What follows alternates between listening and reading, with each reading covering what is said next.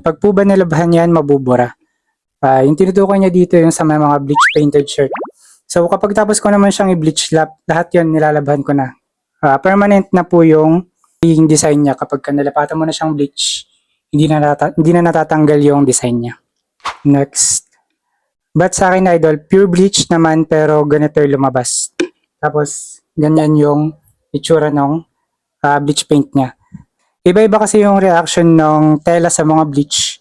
Ang ginagamit kong t-shirt yung Fruit of the Loom Round Neck Premium. Next, ang sabi niya, ano po tawag dun sa pen na gamit mo? Tawag dito sa pen na gamit ko, water brush pen. Ito ginagamit to sa watercolor. Dito ko na mismo nilalagay yung mixture sa loob ng pen na to. Para hindi na ako pa ganyan-ganyan. Magkakasakit ka, kakaganyan mo. May talent nga hindi naman nag-iingat. Risky ang gamit mo.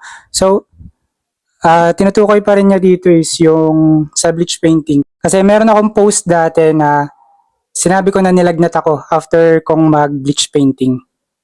So, way back 2022 pa, hindi pa kasi ako aware sa negative effects ng bleach. So dati hindi pa ako gumagamit ng mask. The next day nilagnat ako. Pero ngayon naman itong mga recent works ko gumagamit na ako ng mask.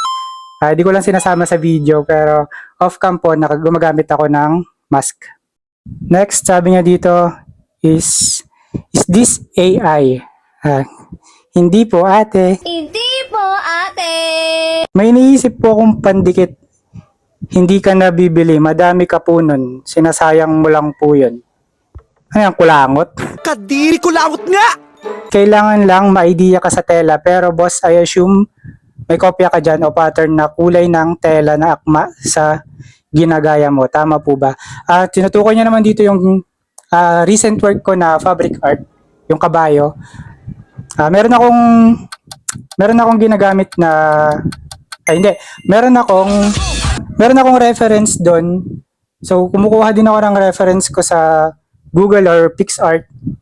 Tapos, Ay, nakatulog? paano ba i-explain?